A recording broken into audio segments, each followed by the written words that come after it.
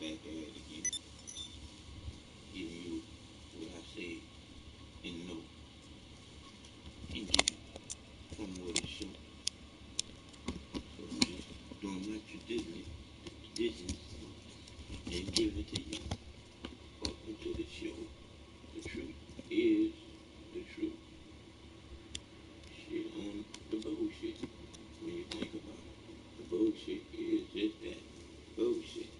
So what we about to do is listen to the underground while we let them do a little throwdown with a little Grand Theft Auto on my channel.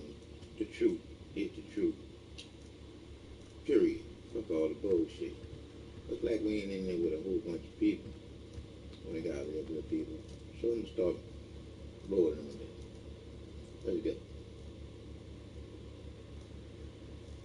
I hate when they do this bullshit.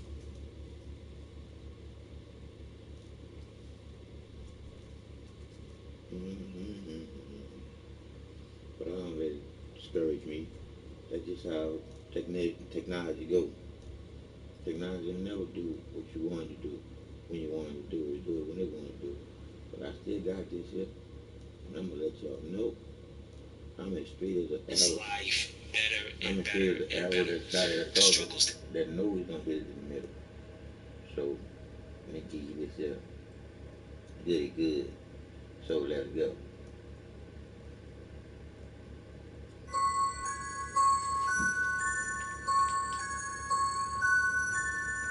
All I'm saying right now is you need to promote and support more black business. Because y'all spending all your money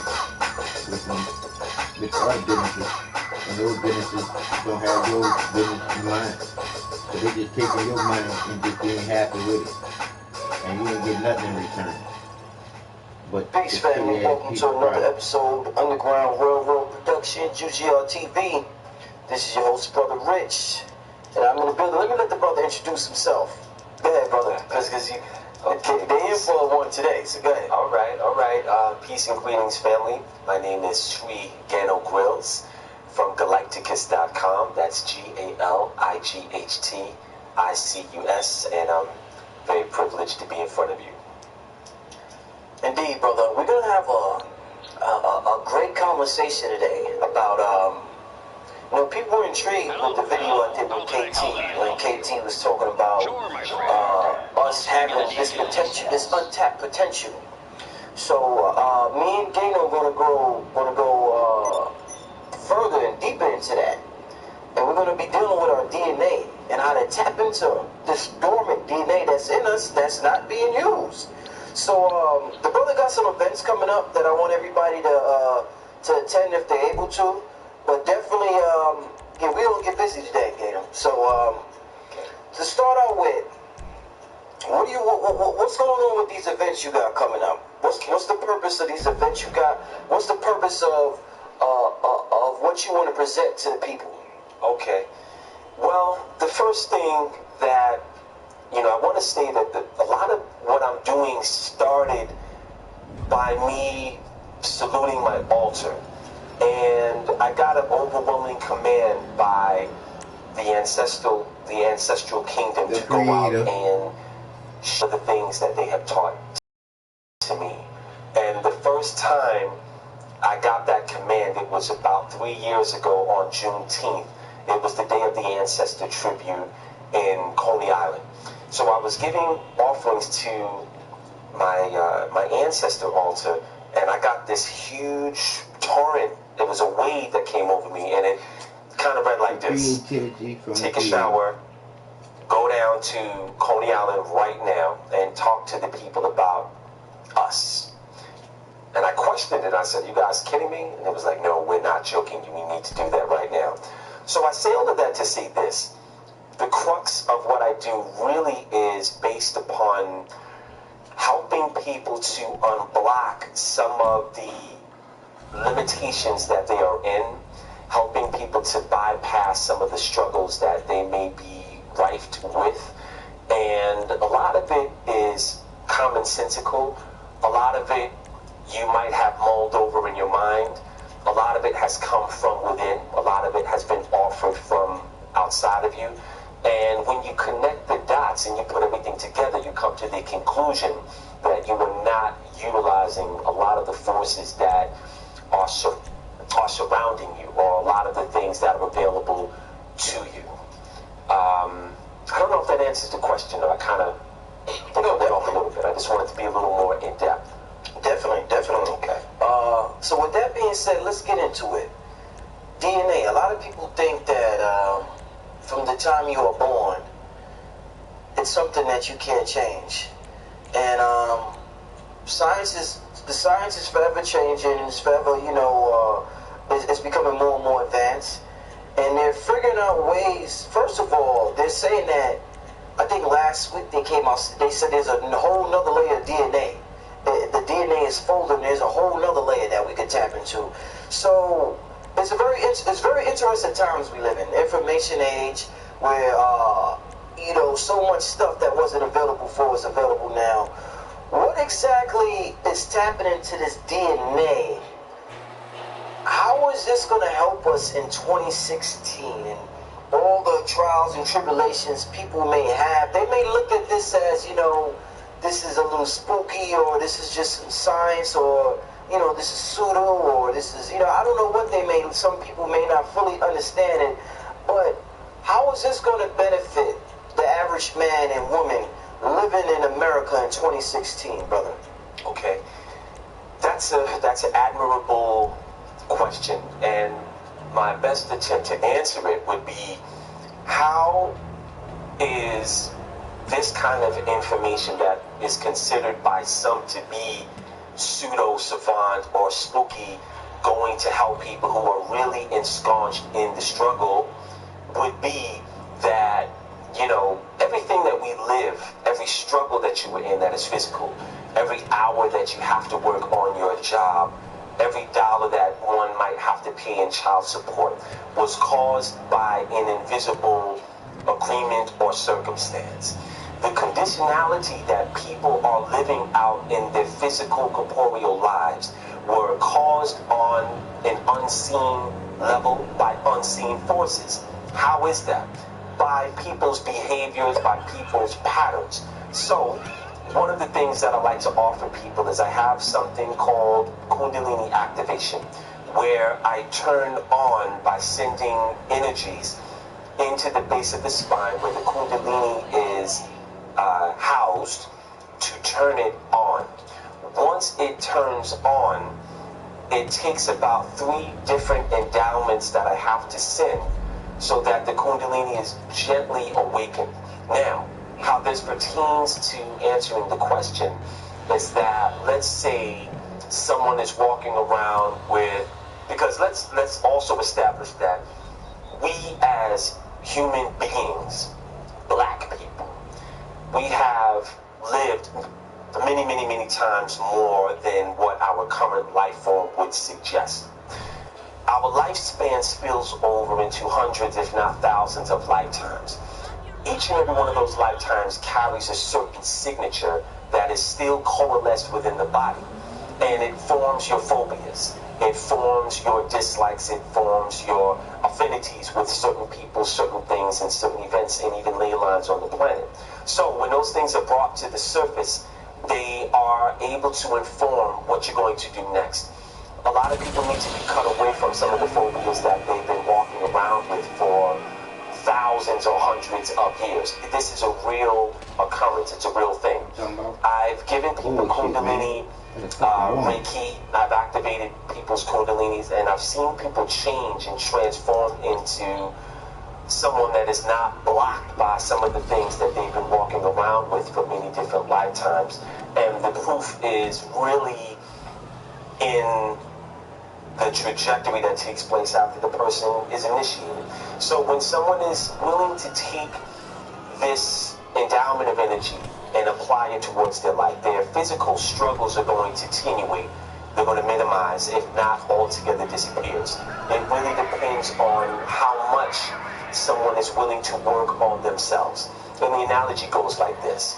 If you see a ballerina, ballerinas have to exercise and they have to form the calluses that allow them to stand on the tips of their toes. This happens over a long period of hours and hours of dancing and practice and stretching and flexibility.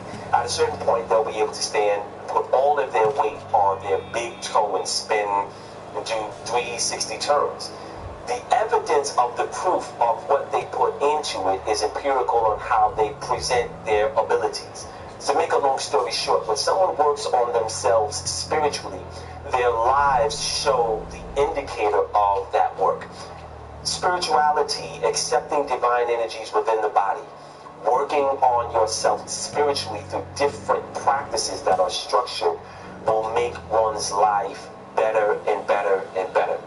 The struggles that people may have personally in their lives are really an indicator of what you need to do to grow beyond that, and the information is usually right in your face. What can you tell me about this planetary ascension I keep hearing about? These spiritualists that's on the internet, you know, black and white, Indian, whatever race, they're all talking about a planetary ascension that's hitting the planet at this time, especially this year. And I think they say we're going into like the 4th or 5th density, and that you have to be tuned into a certain frequency to experience it. What could you tell the people, because this is something that I'm not hearing a lot from brothers in the community, what can you tell the people that are interested in this? What is this about, this planetary ascension?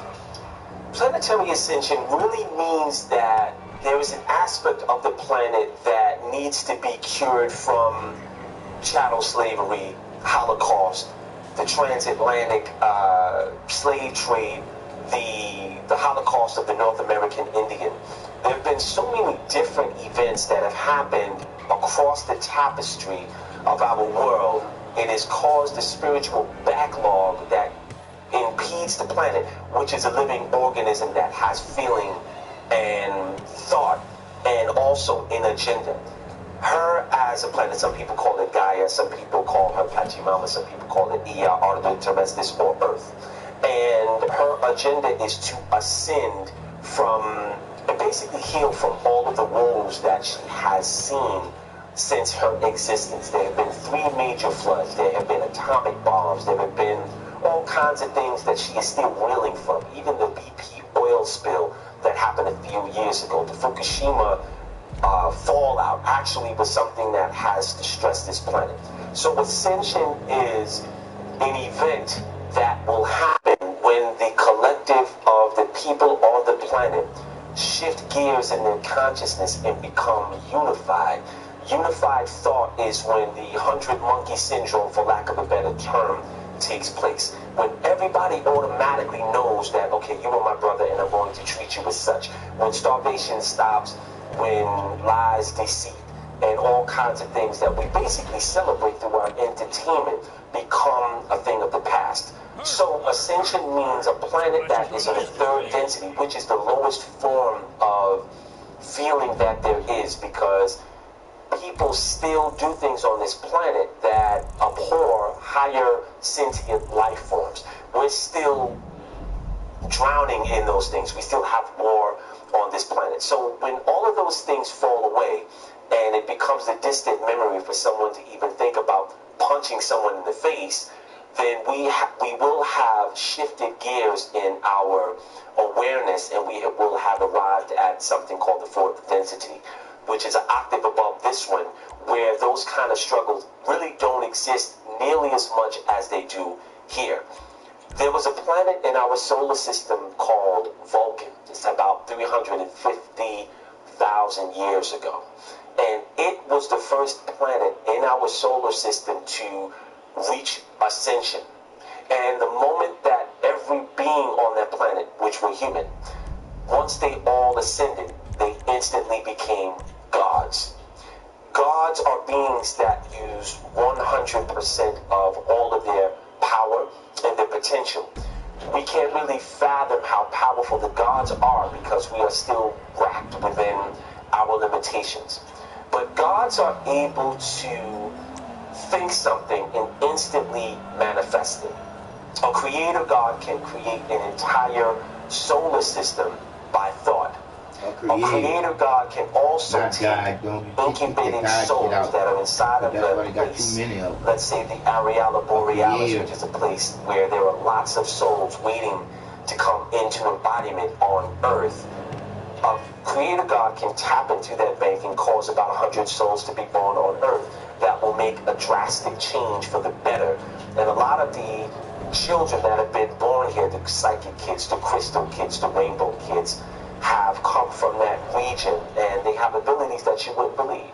So that would be something to consider when you're looking at the things that are available for us if we're willing to take that leap.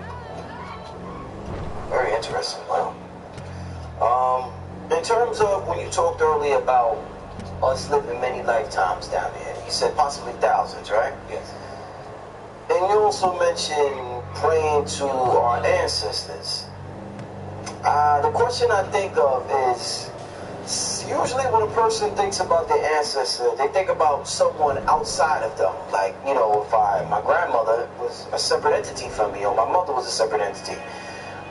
When you bring reincarnation into the picture, and you say, and we're taught in our culture to pray to our ancestors, can we possibly, is that another way of saying you're praying to yourself? The you who was you 5 lifetimes ago, or 7 lifetimes, or 15 lifetimes ago? Because it makes me think about our multi-dimensional nature. Is it just another way of saying, Brother Gato Grills is praying to himself when he's praying to his ancestors because you existed so many times down here? That's partially true. Part of it is that, a small part of it. It is also true that you have hundreds and thousands of ancestors who, some of them have not cycled back into incarnation here on Earth. Some of them actually went to the divine world. Some of them are still trapped here on the earthly plane as ghosts. Some of them have left a piece of their soul, which is known as a recording, here just to wait for revenge from the person that had actually had a hand in their death. So you basically are sponsored by your ancestors because you have built a physical body with the DNA strands and the codes that were basically active from your entire lineage. All of your gifts, all of your pitfalls, all of the things that make you special are really the DNA of your ancestors, which is why they are inside of you, but at the same time, they are also deposited in different places within the cosmos. And when you connect with them, there is a very active way to get the intelligentsia that they possessed and they continue to work on by worshiping them. In terms of one word that gets used a lot is when you deal with this type of spirituality and we're dealing with frequencies and all of that, is people use the word energy a lot. Oh, he got good energy, he got bad energy, or, you know, my energy is attracted to that energy, or my energy resonates with that energy. I guess, and I talked to Infadici about this the other day, and I guess what people don't like is the concept of energy not discriminated or against good or bad. Energy's just energy, and I guess they're saying, when you really get into it, it appears that energy, you know, whoever wants to use it, it's available there for people. And we're looking at it from a moral perspective, saying, why is it? I don't want to get into this energy science, because why would energy serve an evil man? Why would energy serve George W. Bush? Or why would energy serve you know, whoever's Hitler, Adolf Hitler? Why would I study the same energy, the same science Adolf Hitler studied? So it deters a lot of people from getting involved.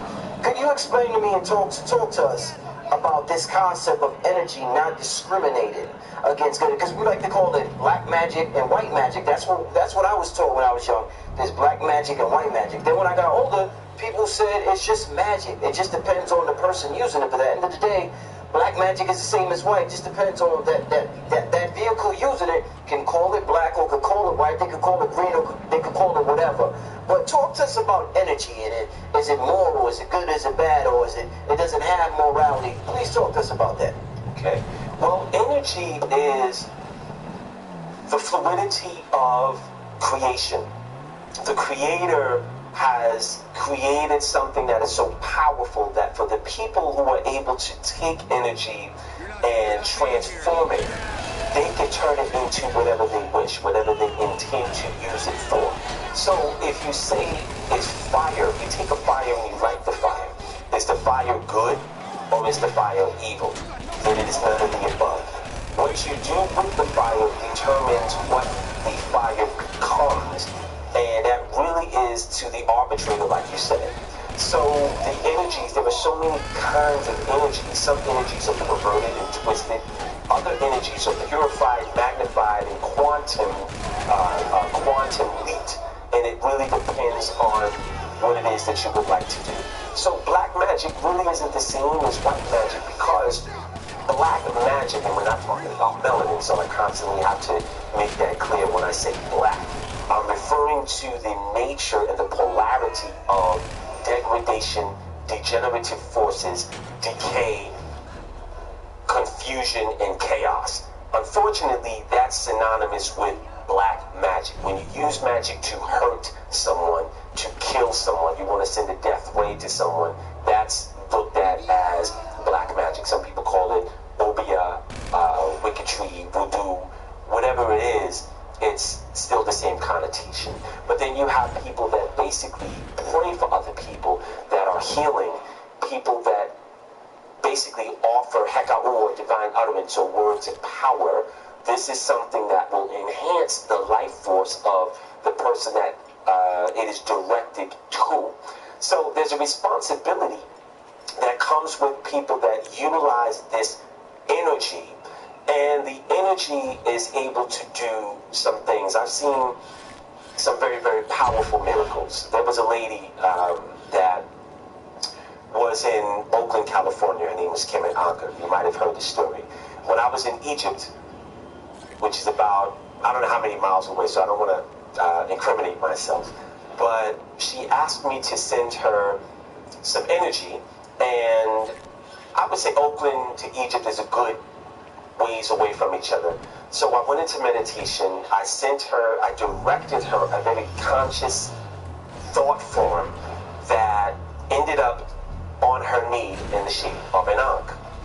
And the reason that happened was because my intention and my connection to the magic that I use traveled a long distance and created a signature of where the energy was from.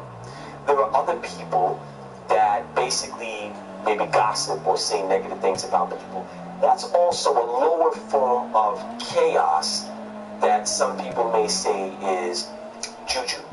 And the sum total of someone's juju directed at you can and will have an adverse reaction contrary to what the person who it is directed at would like to have.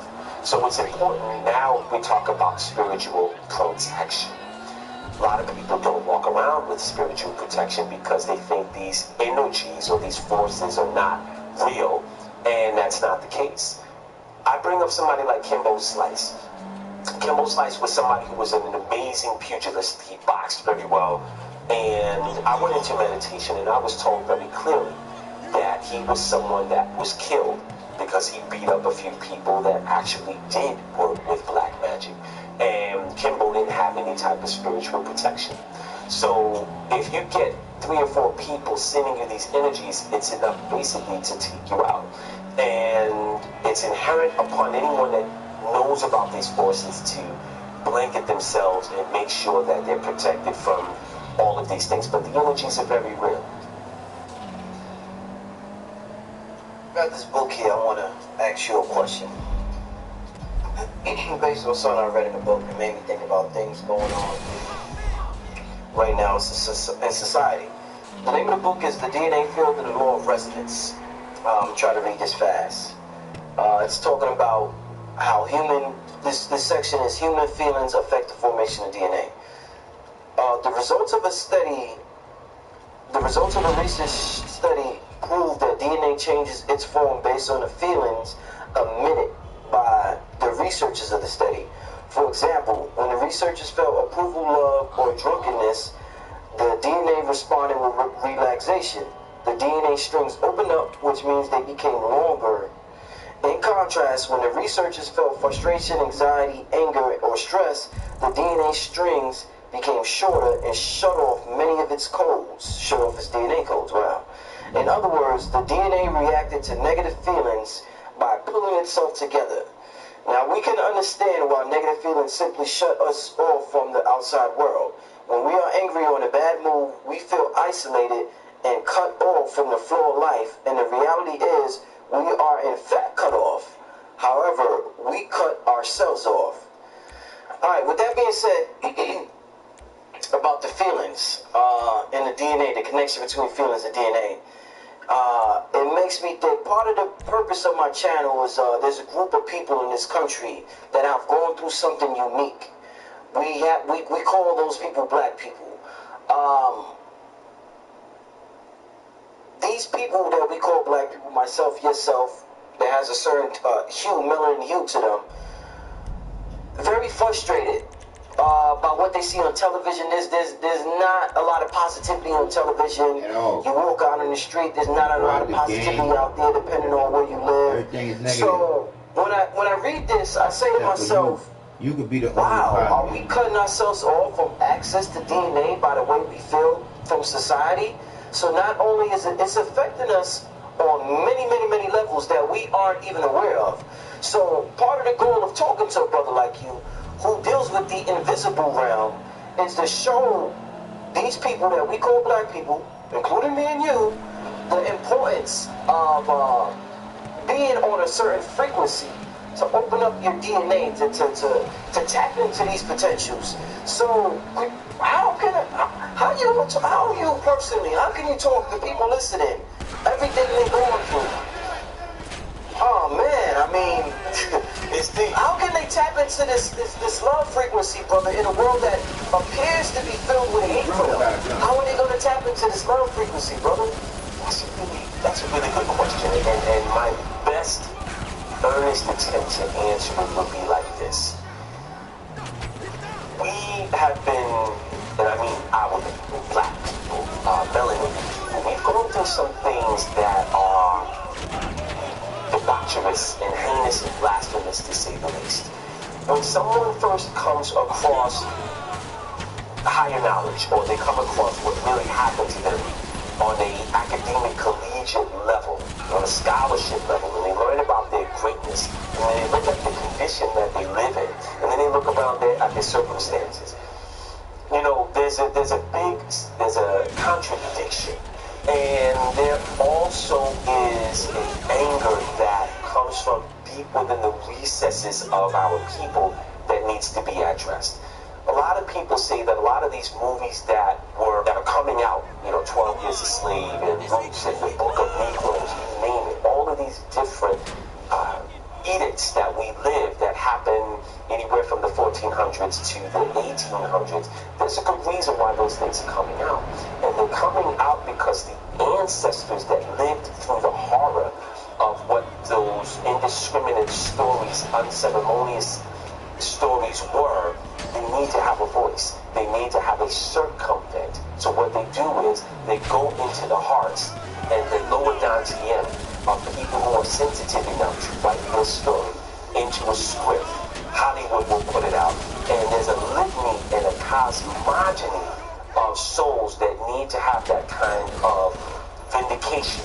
So having it put out on television so the masses can look at the struggle and have more respect for the things that they endured, things that they sojourned, and things that they had to suffer through so that we can have the today that we have.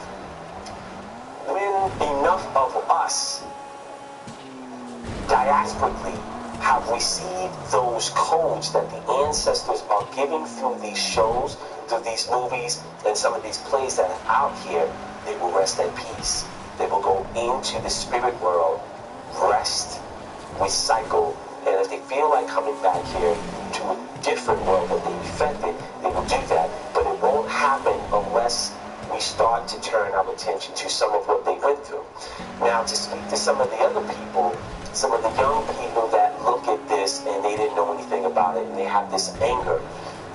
people in the conscious community, you know, I don't need to call any names, but a lot of people have a platform and they talk about the white cracker devil, peckerwood, and all those things. There's a lot of viscosity that, and passion and anger that is connected to those words. But you have to look at, I understand their pain and I understand why they feel that way. But what happens is if you don't transmute, now we're talking about energy, right? We don't transmute those feelings, which are units of energy, into something that is finer. It's like Family Reunion, like the OJs. That's a deep song because he said, you know, if I cut my wrist and your wrist, I'm transposing the lyrics. We all bleed the same color. But when someone is walking around with an avarice against someone who doesn't look like them, whether it's black to white, white to black, Chinese, or Puerto Rican to Dominicans, because, you know, they can't stand each other for some reason. And we have those kind of barriers between us, and we don't see the commonality, because in essence, humans are more similar than we are dissimilar. We all have an arm, leg, arm, and head. And we don't, and I don't know if I said that, let me clarify, because I didn't hear myself say 2 legs, 2 arms, and a head.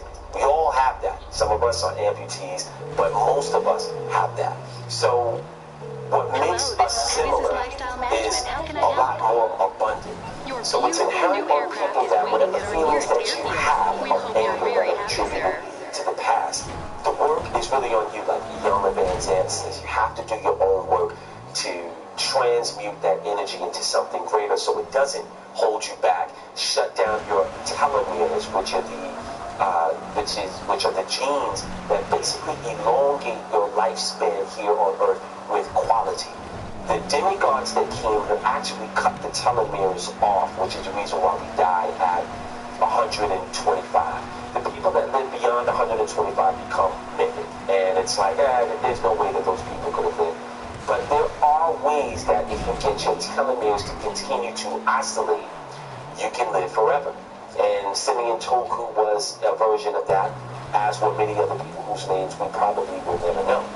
And that really begins from the inside of not having that rage that's connected with the anger.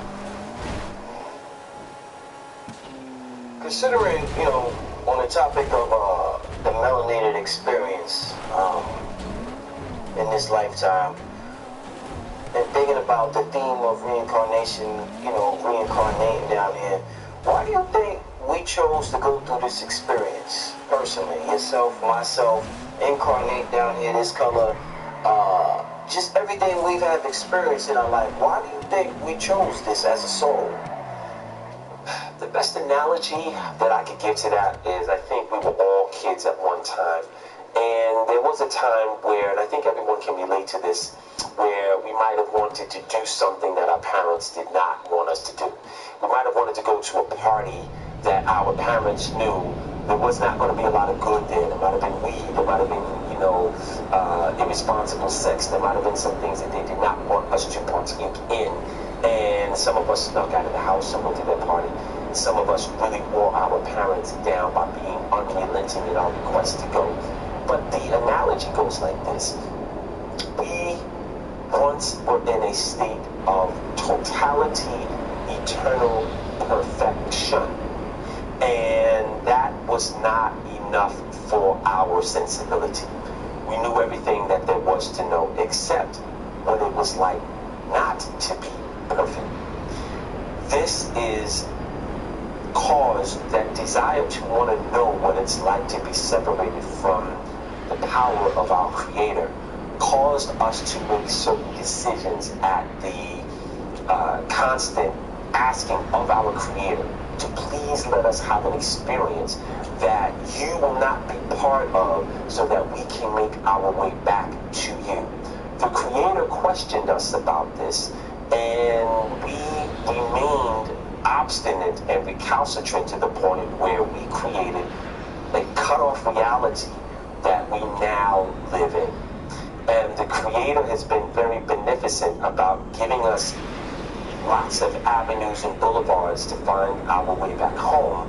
But a lot of us, because we've been traveling for such a long time, devolving, we have literally forgotten the divine part of come from.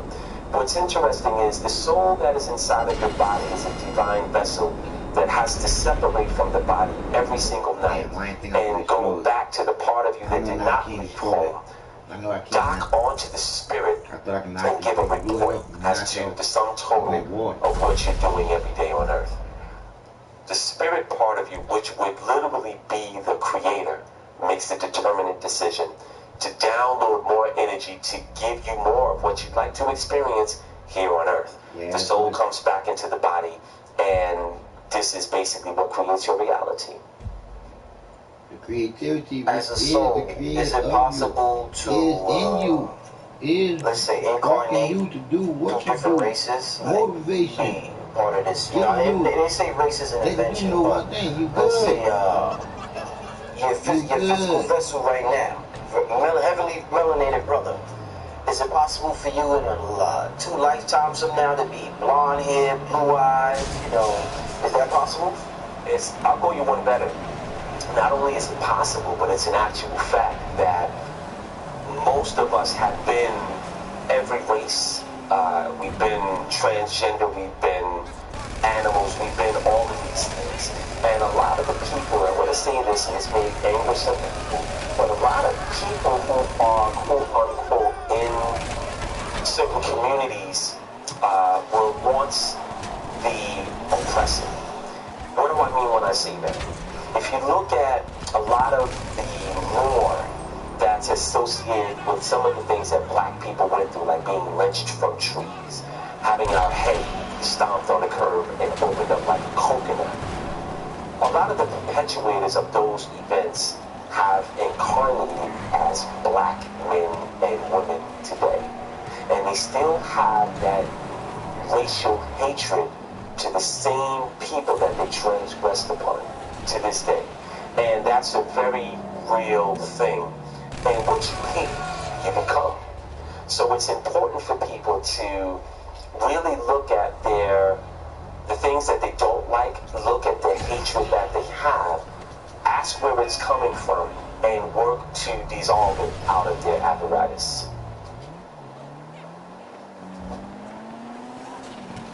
Let's touch real quick, brother, on, let's get into some manifestation, because I know you deal with that. Everybody wants to know, everybody wants to manifest what they desire, whether it's a car, whether it's a woman, whether it's a man. And there's so many books, The Secret came out and there was just so many different programs that taught people how to manifest this. You can do this, you can do that, you can do that. From your study and your research, you seem to be a well-researched brother. What's some of the best advice you can give to people in terms of manifesting their desires? Okay, and thank you, by the way, for that. One of the best ways to manifest your desires is, first of all, look at the desires that you wish to manifest and ask yourself if it's coming from your brain or from your heart. If it's coming from your heart, it's more likely that you will have the success, because the heart is it's an infinitude. It's a small amount of the creator's essence. If it's coming from the brain, it's going to have the separatism. It's also going to have the polarity of beginning and end. And most of the things that are created by the brain or from the brain have a rise and fall. But the things that are created from the heart chamber are eternal. And they don't have a beginning and an end. They just keep going. If you look at the music and the talent of somebody like Stevie Wonder, I think it would be safe to say that he creates his music from the heart chakra, which is why he still has the talent. And he just keeps on producing repetitively year after year. And he's been in the game for about 40 to 50 years. So manifesting, there are people that want to manifest money, better jobs, or a mate. Your ancestors can help you with that. They know what you want to have. This is how it goes. I'm going to just ask you, Brother Rich, you put money in the bank, correct? Why do you put it there? To save it. Okay. You put it there to save it. Right. Most people put money in the bank to save it. And they save the money so that it'll be there when they need it. So you make those deposits and you put it in a place where it can be safe. And when you need to draw upon it, it'll be there for you. It's really no different from the ancestors. We as a people don't make enough of a deposit into the spiritual world where our ancestors are so that we can make a withdrawal when we need to. So what I tell people is get a thorough understanding of what the altar can give you, and this is what I teach. I teach people about making those deposits into the spiritual world, and so you will be able to get what you would like to have, and they're responsible for that. When someone doesn't have sufficient spiritual credit, is what I like to call it, there's no way that you're going to be able to qualify for the things that you really want in this world. I'll use myself as an example. A few years ago, before I started Galacticus, I had to work really hard as a stagehand, and I didn't like the work. I was making $25 an hour. Horrible work. I couldn't do the work more than 3 days a week because it was really breaking me down. And I think I'm in relatively good shape. So I used to have to go somewhere in New Jersey to go get the check. I had to wait for a whole month to get the check. When I got the check, it was too late. I brought my friend with me, and when we were standing there waiting on the bus, I said, I wouldn't mind living in this neighborhood. And that's where I now live. I don't have to do that work anymore. I will never struggle with money anymore because I started to tap into the fields of abundance that not only our ancestors have, but our divine parents have waiting for you. And I've made a lot of deposits throughout the years unconsciously into the spirit world, and I make withdrawals whenever I like. So the withdrawals are ways to heal other people, ways to teach other people, and teach people the same thing. Definitely, man.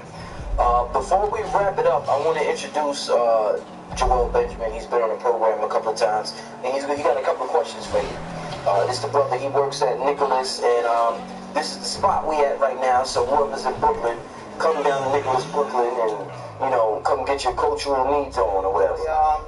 We're here at Nicholas, Brooklyn, and I encourage people to come through. We like to support black business. And I hear what you were saying about spiritual credit. Now, my thing, I saw you on Sign of the TV for a while. I knew you before that. Right. But I saw you on Sign of the TV, and some of the disrespectful comments that people make, even on Brother Rich platform, you always will have certain people make disrespectful comments, especially when it comes to spirituality. Some of them, they disagree, but they do it respectfully. So let me hit you with some of the questions that people will come respectfully, but they disagree, and they'll call this whole thing pseudo. Now, these are people that believe in Egypt. These are people that believe in the Bible. These are people that believe in all different walks of life. But once you start dealing with this hardcore spiritual stuff, that's pseudo. That's pseudo. So now my question is to you: what would you tell somebody that comes along and they hear you talking about spiritual credit that has a business, Right. like such as Brother Rich? He has a business. Right. You understand? He has a platform where people come on. You have me and my wife. We have this business here, Nicholas, and other businesses. Then you yourself have a business. It was like, well, you come with all that. What could I use? What could I do? Like, what make you the authority? What make you the expert to say, use this, do this? Right. That's a great question. And what I would say to that is I've worked with my altar for years, and I've seen the results that it yields. And I want to entertain some of the detractors that will, hopefully have the sense not to make a negative comment. But let's just say... Hold on, before you continue. Right. A lot of them Mm-hmm. are agents. Just put it like that. That's It's all. already been Right. proven. The agents. Because like you said, CNN, anybody that gives you a thumbs down different news on outlets something that that's have all governments that go on certain good, it people's is a YouTube thumbs up. pages. Right. That's just a and low certain frequency Facebooks that's putting out asshole that certain just want to be that information low frequency to throw asshole that don't want that shit to go right. You get what I'm saying? So That's deep. continue. Okay. Right on. And I call him asshole because that is as dirty as you can be called. What would make me The ass to the hole. on the things Everything that I dirty teach, comes which out of are the ass. 99% So if you back there experiential, eating anything is that the comes out of there, application that you I are personally nothing but have an seen ass licking for myself. asshole. I've seen the hypernatural magic. I've experienced the miracles. I've seen the transformation, not only in my life, but in the lives of other people that I have directed and consulted and advised to partake and plug into these fields. Now, if you go to galacticus.com, you go to my website, I have an entire page that has testimonies. And with the testimonies, I put the face and the name on there. A lot of people have testimonies that are erroneous. I have testimonies that are viable and provable. So not only is that the proof in the pudding, but I took it a step further of people that call my number and leave their heart-filled testimony about how they earned ancestor money that they got from me, which is accelerated thousands of times over because I work with the God known the Jade Emperor, and he's known as the grandfather to this universe, but I don't want to go too far into that. And the gift that he gave me is the knowledge of how to arrest the death of entire ancestral lineage and how it will liberate you financially in many other different ways. So people that call me and leave these messages, I have hundreds of them. Gano, I want to just let you know that I did what you asked me to do, and a month later I've had a windfall, or I've had this, I've had that, and their testimonies are in their own voice. I've had other people that basically have left all kinds of testament as to how this works. So No, brother. No, brother. You gotta be paying these people to come on there and say that. Yeah. Okay. You gotta be paying these people. Okay. I would also say for the people that divine, the people that are into divination, that know how to use the pendulum or coconuts, you can divine everything that I'm saying yourself and let me know what you come out with. Because I have people that I teach in their dream state. There's really not much you can do to argue with something like that. The students that I have, the clients and the initiates, they all see me in their dreams because I take them out of their body in the spiritual veil, take them beyond the veil, and show them what eternity really looks like. What can you say about that? All right. Good. So cover that. You ain't paying the people. Right. All right? Right. Cover with the naysayers. Now, you have people who say, wait a minute. I get on board. Everything that you do, you gotta have a reason why you do it. Wait a minute. Or you're doing it for nothing. You just hear what he said? I come on here. That brother is invading people's dreams. He's going, snatching them up, because there is cases where I know, I'm just saying, with what I know, of certain people that, when you tell people that you know how to do this, you know how to do this certain people, they're afraid of it. And you have some people, they're afraid because of their past experience where someone went and acted as a male, acted as an incubus, sucking their energy, looking to do stuff sexually to them and whatnot. What makes you different? What makes it that we could trust you? That's a really good question. You know my assistant Liz. Liz has seen her share of miracles just being around me. And to answer your question quite succinctly, the spirit world validates who I am. My mother at one time, she said, son, what are you going to say when someone asks if you have a PhD? And I'll say that I don't, but I have a PhD that comes from the spiritual world, and it's called the SRI, Sri Gano. They validate and bestow upon not just me, but lots of people who are doing this work, the magic that they're going to need to show and prove what they do.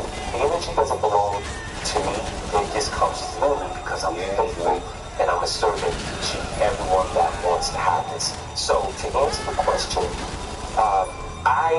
this might be TMI to a lot of people. I don't have any sexual identities because I haven't had sex in going on 5 years. So no one out there can say that he's trying to get with me because, that's not an issue. And because I've done that penance, I have won the trust of archangels who have given me, and I'll just just use this as an example. Archangel Michael and Archangel Gabriel gave me an off-world instrument that was not made on this planet. Everyone who has come to my functions and has had their cords cut, you know what that is. It looks like the Ashanti dagger from the Golden Child. That instrument cuts people away from their cords that they have based on different pacts, agreements, bindings, negative codes. And the last time I just performed this in Atlanta, about 15 people were, Sorry. When you say that dagger, some people will be, is it physical or spiritual? that's a great question. It's yes. It's materialized, it's very, very heavy. The metal that it's made of is not from this world. And I have to do something where I have to bring it to the hall of judgment in my outer body and bring it to be divested of all of the energy that it's cut away from. So, Brother Gannon, Yes. as we continue, I want to be clear that this is what people will be seeing, and they'll say this. It's actual, like how we're holding this mic. Right. All right. Now, people will ask, you said you got it from Archangel Michael, Archangel Gabriel. But my own experience, I know for a fact with Archangel Michael and Gabriel. Now, when these people say, how did they give it to you? Because you're going to have those that be like, all right, he mentioned this, but that's pseudo. You notice he ain't say this. Yeah, and I know you witnessed stuff like this before. So how did they give you? Did they come physically, or was it something where you found it, they led you to where it was? You understand? That's a great question. And when I say that they gave it to me, I mean that the power that is inside of it.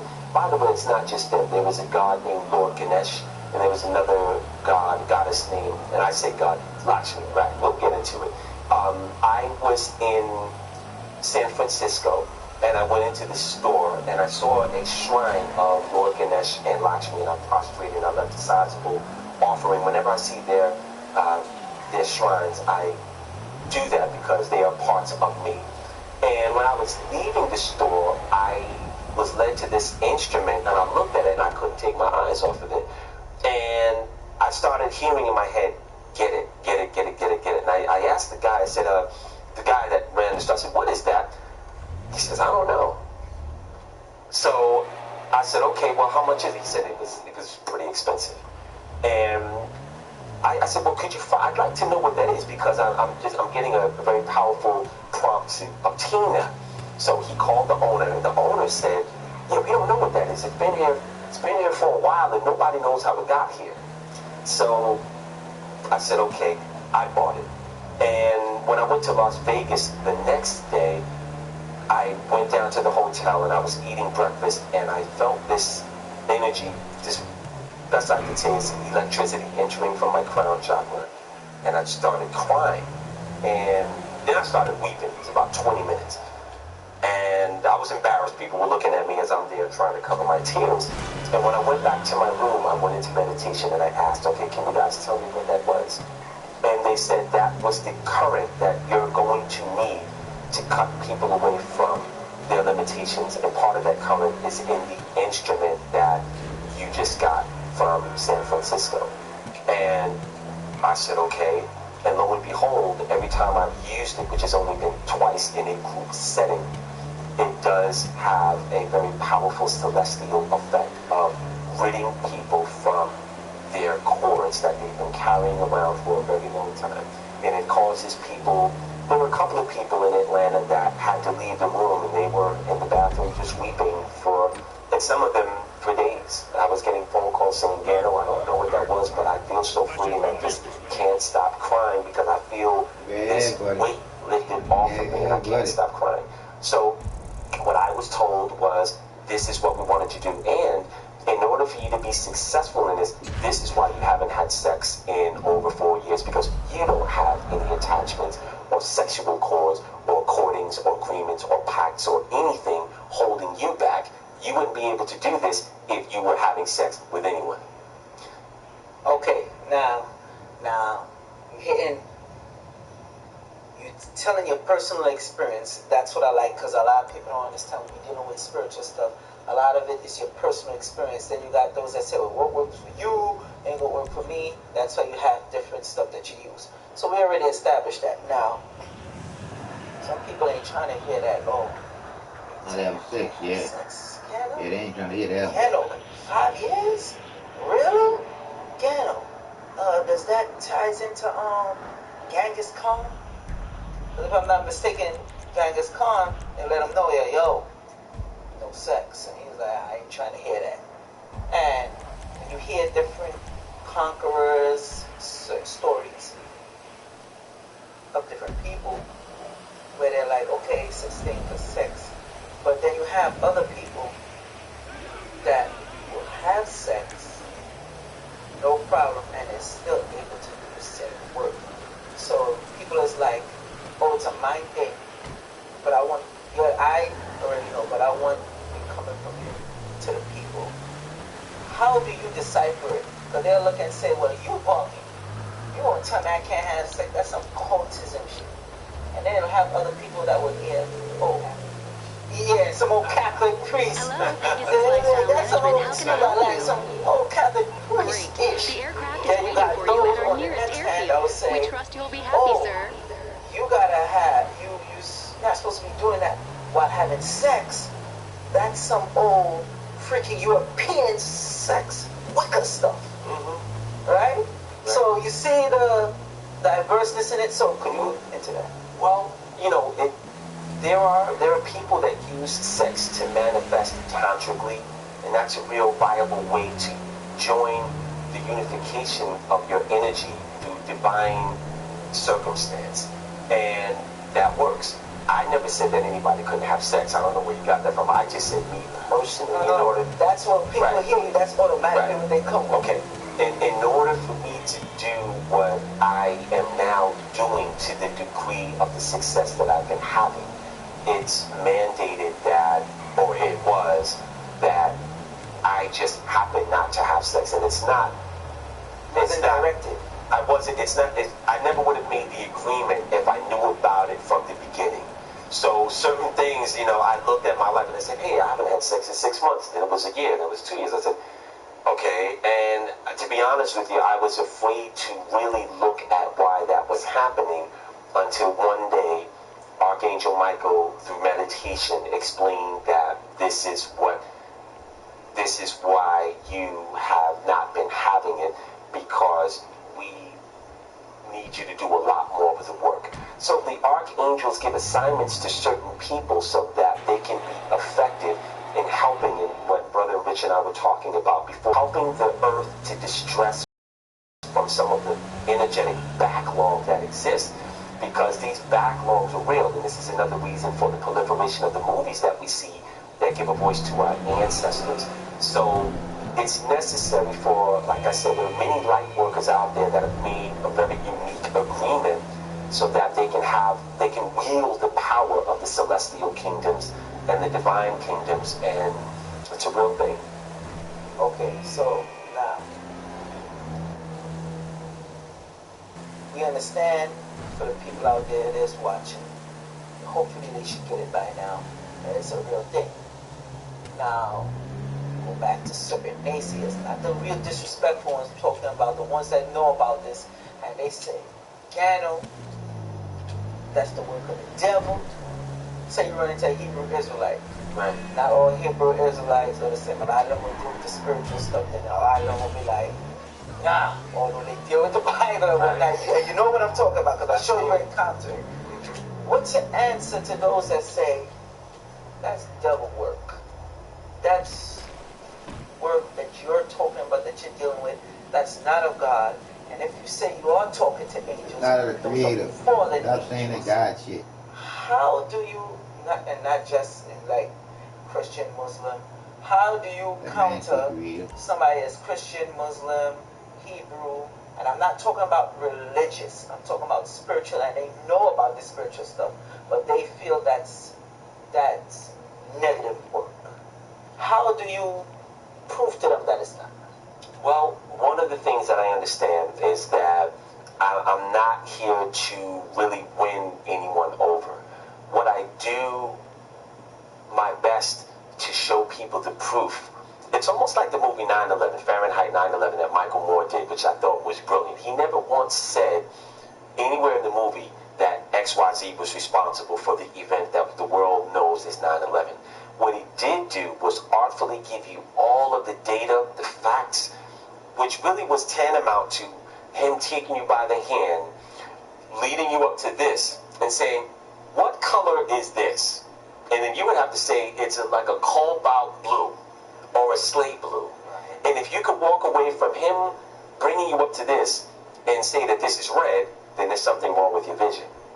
And I would like to say that I afford people the same platform where I show people.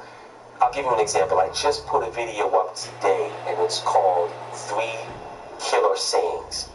And I have 3 different segments of the sun responding to my divine utterance. The sun is actually blinking. The sun is creating this huge light that comes straight down from the sun. I filmed it. And the sun This country ain't shit. And I'll ask people Look at that bitch. if I wasn't You with that qualified shit. by what the sun That is, right director sits up there and says, million miles away from Earth, and we gonna takes exonerate this bitch. Let this bitch go ahead. We're not gonna press no charges on this hoe. All that shit that bitch did. That show you the power of the motherfucker. Yeah, bro, but guess what, dude? Cosmos. We both know can't nothing can really come out of it, but they got the how do I know that XYZ doesn't say people look at the fruit that it whole bears, bunch look of at the how good white that it people. is done in the lives of other I people. want to see if you can go If it is YouTube. done It's all over horrible YouTube things in the lives of now. other They people, won't answer, maybe Dave. the energy comes Dave. from them. Maybe it comes from them. But everything that I do that Galacticus does, I would like to think. That's what they saying. They say when you get you get fired for that type of shit that this woman doing and still running for president, Dave. Empowerment. It's outrageous, bro. Why when you go on the internet today, dog, you gonna say, damn, what the fuck happened? It exploded, Dave. Whatever the case may be, people I'm just talking. I'm listening to my people now, though. It exploded, Dave. their lives. It exploded. All I can do is That laugh. I deal with is of the Creator. All right, so in that. Cause some of the ones that you know, like we already know the Howard Bears and all the rich motherfuckers about all that shit, right? But you still got that motherfucking third class that's just the third. I mean, that second class that's just the second class, dude. Because Yeah, but all she saying to the motherfucker, I'm like, what? What the fuck you gonna do? What, motherfucker, now? What you gonna do now? Yeah, dude. So you motherfucker go ahead and investigate. Should have turned the page, bitch. But guess what, Dave? They say they ain't turned the feed. The people I'm talking about. Oh, sorry, man. All promoters don't do that. Oh. They say they ain't turned the feed on this one, Dave. And I said, come on now. I started clapping. I said, I want to see what y'all gonna do. They say, no, they are not above the law. Even motherfuckers that's normally with them, Dave. I'm like, hold on, what they trying to do now? What's going on? What the twist is? I said, what the twist is, Dave? Dave, I said, they got what kind of twist is? I know about, well, This, to go further, I mean, not that in particular, but I know about. that shit crazy, bro. Watch a man get choked the fuck out. Come on, Dave. As Theo say, Nobody got choked. So get for that goes show you that it ain't no justice, and that's why they going crazy right now. Cause they saying we've been saying there's no justice for they going crazy. talking about everything else. Now, let's deep into this. UFOs. Now, I know, because like I said, I know you spoke with you. You had your lecture here before and everything. I remember that. All right? But from what I see of you on the outside, I don't really see you get into that a lot and speak about that a lot. So for the viewers out there, what is your take on extraterrestrials? Because once you start dealing with spiritual, like the Bible, the chariots of heaven and all that, now we're talking on a more biblical scale, a more esoteric in nature way of UFOs or IFOs. What is your take on that? Have you had any experience on that before? Any of your listeners that haven't seen you on a platform yet, get into that. Ones who haven't been to your lectures before. I've had many experiences with beam ships, extraterrestrials, interdimensional races, and I'm sorry. yes, Because for the listeners, I want you to get technical. You said extraterrestrial, yes, interdimensional, yes, right? yes, Interdimensional, star races, right? the gods. Just touch on, like, Okay. real quick, and then get back into Sure. this. You need a receipt Okay. for taxes? Well, there's a story in particular that was so special. The first time I went to Kemet, Egypt, I went there Look at for you two together. an What a lovely equinox, fucking couple. and I went there with a very, very dear friend of mine, Wendy Mack from London, and we went there together. We were taken up on a ship, and I vowed that I would never talk about it. I would let her be the one to talk about it because she experienced it with me. There is a video that I have on my channel where we're talking back and forth on the phone, and she talks about all the things that happened when we were taken up on a ship. The first night we went to Egypt, and we stayed in Luxor. It's very powerful, and I created, it's about a half an hour long. It's worth checking out. Dealing with interdimensional beings. Sure. Can't let you say a story like that and don't go in. That's why when I do the interviews and I'm asking a question, I make sure I go in, and that's what people like about Brother Rich as well. How did these beings look, Brother Gano? You just can't say something like that and just Okay. skate off. Well, how did they look?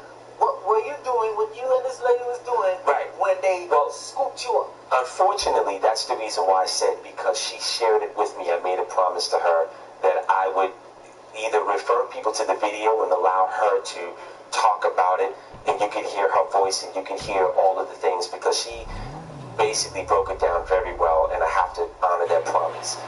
Or I could share some other things with you, but there's been such a voluminosity of experiences.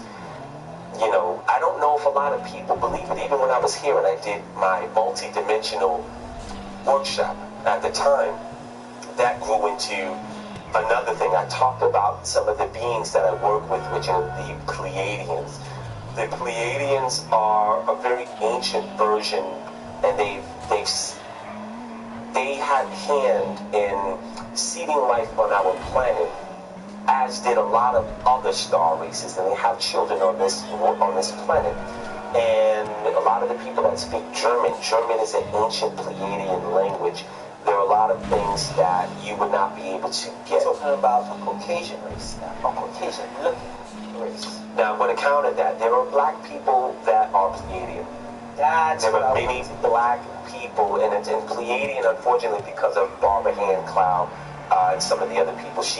There haven't been a lot of black people to espouse. I might be the only one to espouse Pleiadian knowledge, but there is what we would call a goddess. Her name is Electra, and she lives.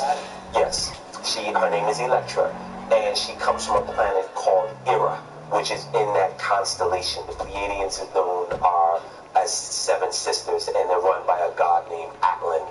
And I spoke a lot about that during one thing about me is I'll do a seminar or a workshop, I'll do it 3 or 4 times, and then I'll retire it forever because I don't want to keep teaching the same stuff. So this is kind of old stuff to me. But to answer your question, and your listeners may appreciate this, the first time I saw a real physical ship, I went to spend time with one of my teachers who lives in Santa Fe, New Mexico, Reverend Dara Walton. And we went out to the backyard. She can validate this. That's why I called her name. And she has a pyramid in her backyard. I hope she doesn't get on me and I'm telling another person that's sorry, Rev. So we went to the backyard and we went out in the night sky. Now, as you know, Santa Fe, New Mexico was where a lot of the extraterrestrials came down. And they came down because this planet was on the precipice of destroying itself in 1945 when we almost cracked the Earth open. So those visitations are still there. We were hanging out in the backyard and we looked up in the sky. We were looking up at all the stars. And I said, wow, that star is moving. And she said, no, that's not a star. That's a spaceship. And I was like, wow. So I said, okay. I connected with the ship. I just focused the laser beam, and I said, okay, you're really a ship, prove it. And the ship put it up. It went like this, went like that, went back and forth, and then it disappeared. And I said, did you see that, man? She said, yeah, I saw it. And then it came back, and we just watched a whole bunch of ships. So one of the things about the ships, and this is something in regards to the, let's just say, Ashanti dagger that I have, that is a off-world instrument. Those ships have the ability to become physical, but they have to speed up in their resonance, and then they're able to disappear. They go into the fourth octave of ether. So that instrument that I have also does the same thing when I have to take it to the Hall of Judgment. And we also have... Hall of Judgment, that's to bless it, recharge it. It has, okay, the Hall of Judgment is on the 6th heaven. And this is where a lot of the things that are judged, not just here on Earth, but on a lot of the planets in our quadrant of the galaxy have to be weighed and judged. If you look at the laws of Ma'at, and you look at the whole Kemetic, if you look at the Kemetic walk, and it talks about how Tut is recording, and Ahmed is there to tear the souls out of the frame. A lot of that has to deal with 6th heavenal activity. So a lot of things have to be processed, and a lot of the actions of every living being, they have to be recorded, they have to be managed, they have to be weighed, and there has to be an opposite polarity, which means that people will basically walk into the gates of hell voluntarily so that they can transmute their energy, because they wasted their time in the body not transmuting it. So the danger of people walking around with the peckerwood, white man, crackers, the devil, and all of this stuff, anger in their heart, is when they get outside of the gates of their physical body, they will literally put themselves in a purification that they will witness as hell. And it's a real thing. Okay, so with that said, right? Yes. There's been a whitewashing of extraterrestrials. A lot of people, they'll bring up people that are black, Hispanic, so-called black Hispanic, so-called Hispanic, Native American, so-called Native American, right? They'll bring them up there, and they want them to tell the story, but they don't want to mention black extraterrestrials. And that's dealing with the government, especially the American government. What is your take on that? Because people hear you speak and figure like, oh, we're all supposed to be one, everything is nice, and these people is not going to have no judgment. It's something going on why they are not talking about black extraterrestrials. A lot of people say that's because it's a link with the Bible, the Book of Revelation, Yahushua coming back, which people call Jesus Christ, and then you go into other books where it's talking about that. What is the take on judgment, and why are they covering up the black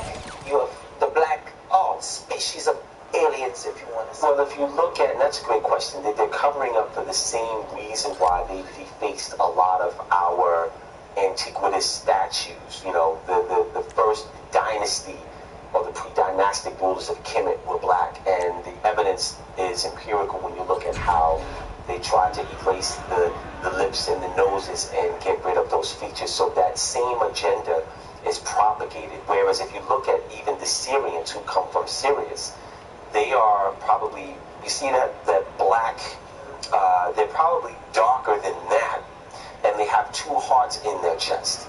And they are the ones that gave, if you look at Drunvalo Melchizedek, the whole thing about awakening the illuminated heart. A lot of the beam ships that are in this universe were built on Sirius, and they're built by us. And we have mastered a lot of those, a lot of the things that the universe or our planet is still scratching its head over. So the agenda of whitewashing is something that has to be done by certain people who have an inferiority complex that need to insert their progeny into the mix so that they're not completely left out. So I understand that very, very well. Whereas if you look at even Thor, you look at Balder, you look at Odin, who are known as Norse gods, they're not really white. They're blue, they're black. When you find older forms of it, you do find those guys as being... Absolutely. So when they took Idris Elba and they made him the god Heimdall, they really weren't far off the mark.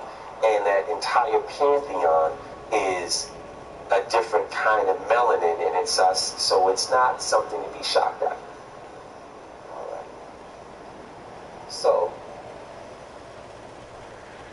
if people say, you know what, Propaganda, they at Nicholas, put together a damn workshop, we doing meditation, we want to go to Mars, we want to go here, we want to go there, not to challenge you to see the truth. This is people that already believe you or know of what you're saying, and they want to do it. Because one of the things I heard was with the CIA, I don't think the CIA, the government, they had this guy who could astral project, like, real good. He got people way better than others. Real good, and they just gave him the coordinates. I know you might know this story. They gave him the coordinates, and he went to Mars, but he never wanted to say how the people look. And I'm like, why are the interviewers not asking this man how they look? And he said he just went to Mars, and he said he panicked.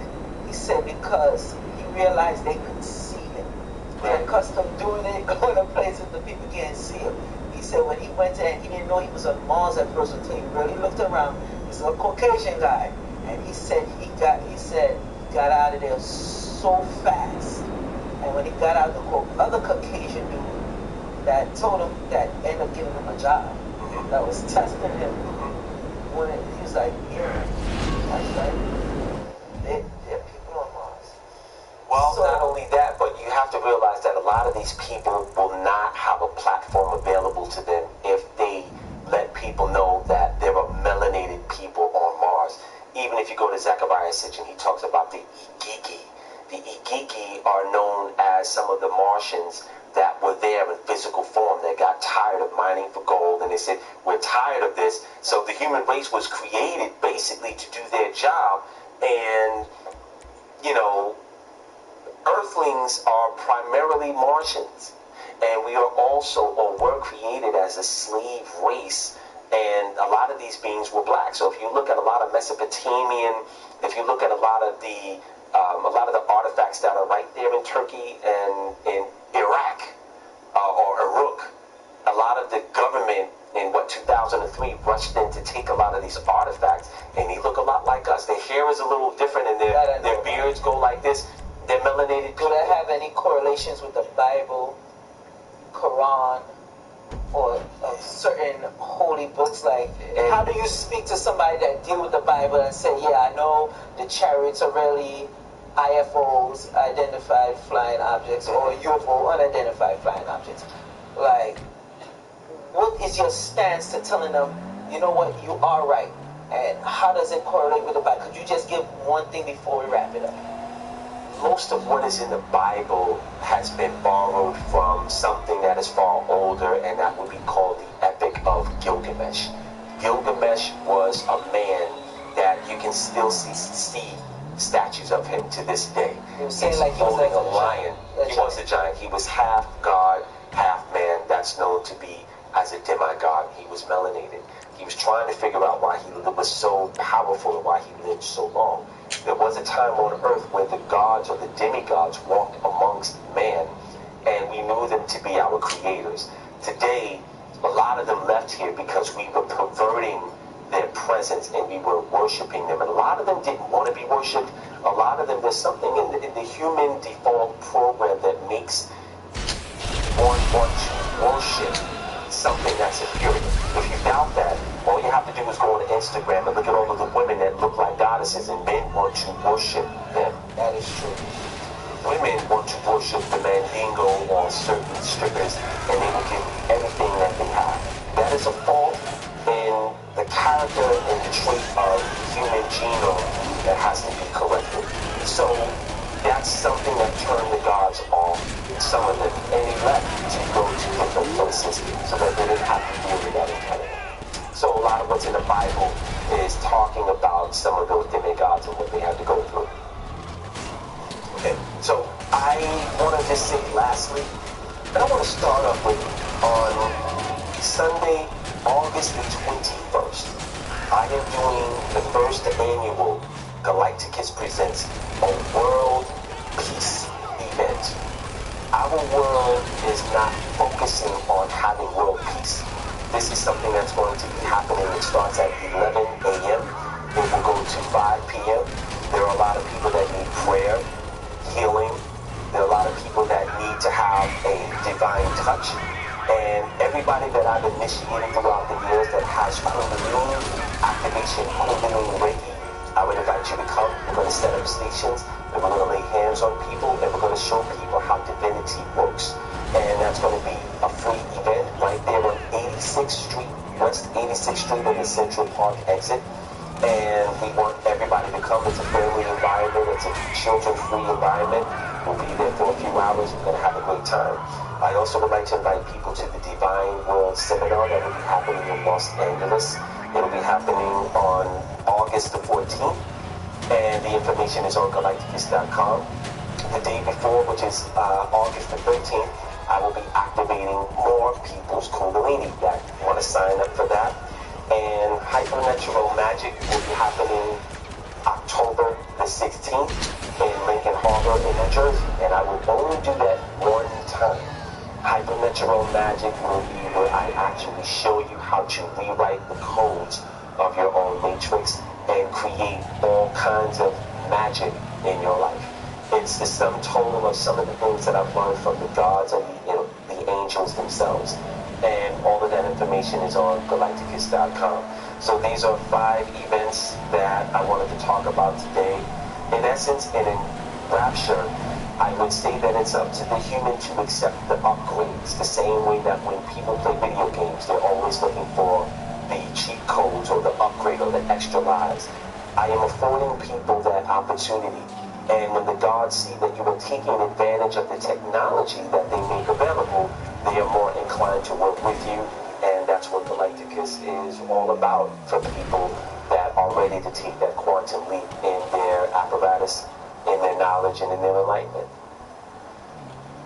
Yes, my number, or the Galacticus number, is 212-604-4446. You can email me at galacticus@gmail.com. That's GALIGHTICUS. And you can go to the YouTube channel. There are 100 free videos on everything about angels, numbers, the occult, the arcane, metaphysical. And that's galacticus.com on YouTube. Subscribe to the channel. And lastly, for lots of modality that will teach you about the altar and lots of other products that will emancipate you, you can go to my website, which is galacticus.com. And that's it. Facebook, Gano Grills is on there. Absolutely. We have a community on Facebook as well. We have a Galacticus.com page. 2 of them. We have Galacticus UK and Europe. Hello to my Europe family, my UK family. And we also have Galacticus.com on Facebook. And Gano Grills, I am also there. I have 2 pages. Take your pick. Peace and love, Black family. This is Street Ghetto Grills, and it's really important that all of you people who have been watching these videos, Brother Rich has worked really hard to coalesce and bring you the best of the best throughout the years. This information is a labor of love, and if it does something for your life, deal with the laws of reciprocity and send in a donation. Brother Rich says $1. I say send 100 in, send 50 in. Give till it actually stretches your ability and makes an actual impression on your pockets. When you're able to deal with those kind of laws of reciprocity, you will be doing an exercise in abundance, and you'll be fast familiar how quickly this money comes back to you. Support Underground Railroad. I'm Street Ghetto Grills. Peace.